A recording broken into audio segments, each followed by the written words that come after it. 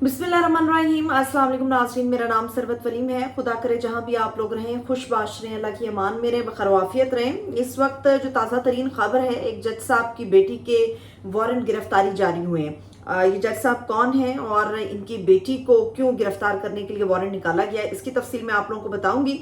मगर शुरू यहाँ से करते हैं कि इस वक्त नेशनल असम्बली के लिए जो खवातीन की रिजर्व सीटें हैं उस पर पाकिस्तान तहरीक इंसाफ की तरफ से जो 21 नाम है वो इलेक्शन कमीशन ऑफ पाकिस्तान को तरजीही बुनियादों पर वो फहरिस्त जमा कराई गई। ये नाम मैं आपको बताऊंगी, इसके अंदर कुछ प्रॉब्लम है जिसके ऊपर काफ़ी ज़्यादा तनकीद भी हो रही है पाकिस्तान तहरीक इंसाफ के ऊपर। ये पहले नाम आप नोट कर लें, उसके बाद चीज़ें डिटेल की तरफ लेकर चलते हैं। इसमें आलिया हमजा को दी गई है, वो डिज़र्व करती हैं। कमल शोजब हैं, वो भी डिज़र्व करती हैं। सिमाबिया ताहिर हैं, उनका नाम भी दर्ज है। रुबीना साहिबा हैं, वो भी इसके अंदर शामिल हैं। एक रुबीना जमील हैं, फरखंदा कोकब हैं, रेहाना डार जो उस्मान डार और उमर डार की वालिदा हैं, उनको भी शामिल रखा गया है। शहनाज तारिक खान का नाम इसमें शामिल है। मिसबा खान है, आमना अली हैं, मेहरुन्निसा हैं, मेहरुन्निसा सज्जाद इनका पूरा नाम है। और इसके अलावा नादिया खटक का नाम इसमें शामिल है। मोमना बासित हैं, नैना अरशद, सबा बीबी, साजदा गुलजार, लुबना हमीद, नाइला मरवत के नाम इसके अंदर शामिल हैं। इसके अंदर एक और भी नाम शामिल है और वो नाम है मलिहा अली असगर साहिबा का। ये जो मलिहा साहिबा हैं, इनके बारे में पता चला है कि ये नेशनल असम्बली के जो रुकन हैं अली असगर खान, ये उनकी अहलिया हैं। और पाकिस्तान तहरीक इंसाफ में हमेशा से इस चीज़ की बेहतरी की गई है कि उकरबा परवरी नहीं होगी। लेकिन यहाँ पर जो अली असगर खान की अहलिया हैं मलिहा अली असगर, उनको नेशनल असम्बली के अंदर रिजर्व सीट के लिए मुख्तस किया गया उनका नाम। अभी कुछ देर पहले इनकी कुछ डिटेल भी मैं ले रही थी तो उस पर पता चला कि जो मलिहा हैं वो अली असगर से पहले बतौर एक MPA पाकिस्तान तहरीक इंसाफ का हिस्सा रही हैं और 2015 में इनकी शादी हुई है अली असगर खान के साथ। लेकिन उसके बावजूद भी अभी जो मेरे पास रिपोर्ट है, ये नाम गया है तरजीही फहरिस्त के अंदर, मगर इसको कितना कंफर्म किया जाता है या इसके ऊपर कितनी रिजेक्शन आती है ये अभी होना बाकी है। लेकिन जो मालूमात मेरे पास हैं वो मैंने आपको बताई हैं। इसके अलावा एक और बड़ी तनकीद हो रही है कि पाकिस्तान तहरीक इंसाफ के अंदर जो फायजा मुराद हैं उनका नाम शामिल होना चाहिए था मखसूस नशस्तों के हवाले से। और इसके अलावा एक दो और खवातीन हैं जो कमल शोजब से मिलने की कोशिश कर रही थी, जिन्होंने पाकिस्तान तहरीक इंसाफ के लिए बड़ा काम किया, खान साहब के लिए बड़ा काम किया है, लेकिन उनके नाम शामिल नहीं है इस लिस्ट के अंदर। फायजा मुराद का नाम भी शामिल नहीं है। होप रखनी चाहिए, उम्मीद रखनी चाहिए, मुमकिन तौर पर इनका नाम एडजस्ट हो जाएगा। लेकिन इसके अलावा एक और नाम है जिनकी खिदमात बहुत है लेकिन कुछ मेरी रिजर्वेशंस हैं। अभी नादिया खटक जो हैं, इनका नाम भी डाला गया है मखसूस नशस्तों के हवाले से। नादिया खटक को आप हर पेशी पर देखते हैं जो इमरान खान साहब की पेशियों के मौके पर उनके हमरा भी मौजूद रहीं और बुशरा बीबी की बहुत ख़ास भी समझी जाती हैं। बुशरा बीबी से पहले से वो पाकिस्तान तहरीक इंसाफ का हिस्सा हैं और PTI के लोग और PTI के जो फॉलोअर्स हैं वो नादिया खटक को बड़े अच्छे से जानते हैं। लेकिन नादिया खटक की आप कुर्बानियों पे, उनकी वफादारियों पे कोई शक नहीं कर सकते। लेकिन जो प्रॉब्लम सबसे बड़ा है वो ये है कि नादिया खटक ने कभी भी प्रेस टॉक नहीं की। नादिया खटक को कभी भी आपने रिप्रेजेंट करते हुए नहीं देखा पॉलिटिक्स को। हमेशा से वो करीबी लोगों में समझी जाती है, इमरान खान साहब के, बुशरा बीबी के या पाकिस्तान तहरीक इंसाफ के। लेकिन नादिया खटक वो बोलने वाली खातून नहीं है कि असेंबली फ्लोर के अंदर जाकर वो पाकिस्तान तहरीक इंसाफ का दिफा कर सके, क्योंकि उनको एक या दो मरतबा माइक मिलते हुए देखा है जिसके अंदर वो कोई खास गुफ्तगू नहीं कर पाती। तो अब पता नहीं कि नादिया खटक को उनकी वफादारी की वजह से ये टिकट दिया गया है।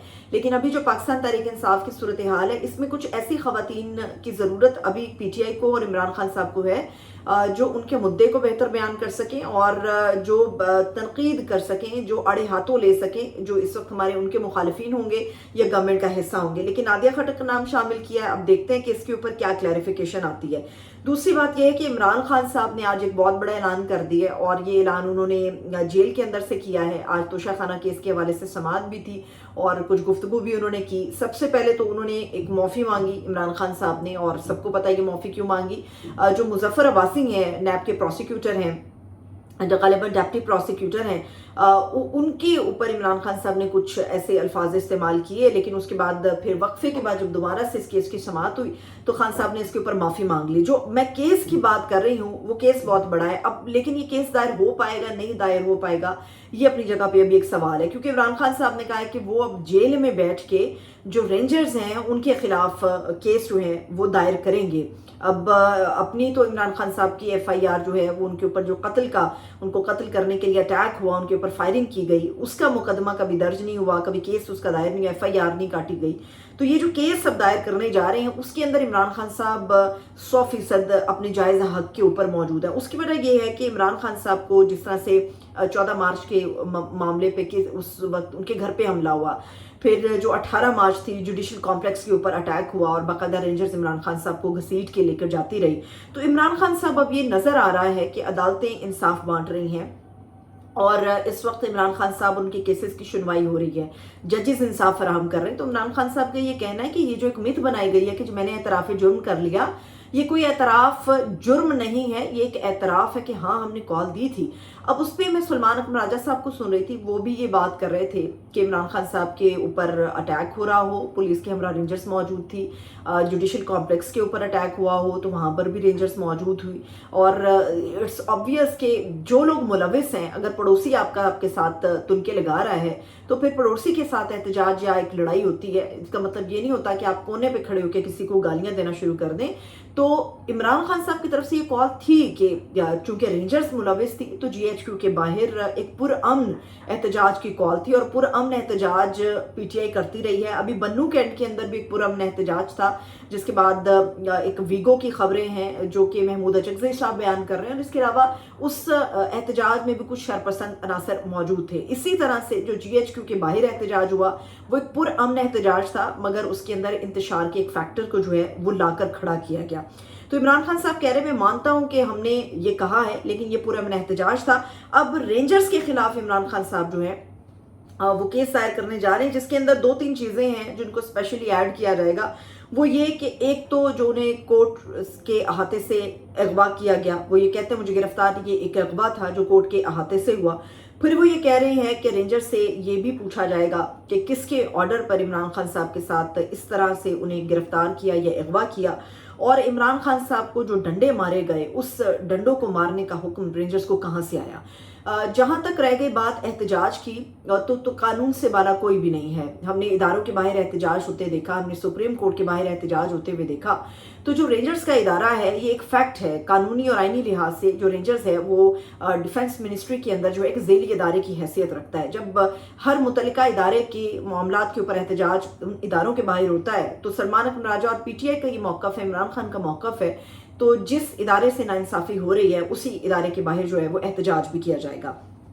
اب آتے ہیں تیسری بڑی خبر کے اوپر، وہ یہ کہ جج صاحب کی جو صاحبزادی ہیں ان کے وارنٹ گرفتاری جاری ہو گئے۔ یہ جسٹس ملک شہزاد صاحب ہیں جو پہلے لاہور ہائی کورٹ کے چیف جسٹس تھے، تو اب جو ہیں وہ جج بن کے جسٹس بن کے سپریم کورٹ میں آئے ہیں، اور سپریم کورٹ میں آنے کے بعد سے ان کے خلاف ایک مہم ہے، ان کی گرفت بہت زیادہ ان کے گرد کر دی گئی ہے تنگ۔